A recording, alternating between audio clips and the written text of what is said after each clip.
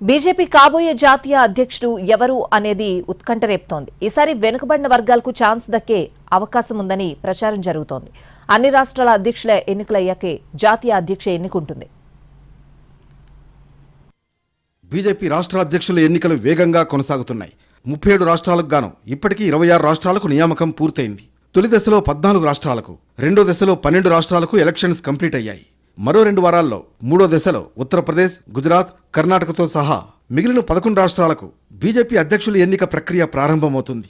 ఆ తర్వాత బీజేపీ జాతీయ అధ్యక్ష పదవికి ఎన్నికలు జరుగుతాయి. ఈ నెల 21 నుంచి ప్రారంభమయ్యే పార్లమెంట్ వర్షాకాల సమావేశాలు పూర్తయిన తర్వాతే జాతీయ అధ్యక్ష పదవికి ఎన్నికలుంటాయి. పార్టీ నిబంధనల ప్రకారం 19 రాష్ట్రాలకు అధ్యక్షుల ఎన్నికలు పూర్తయితే జాతీయ అధ్యక్ష ఎన్నిక నిర్వహించవచ్చు.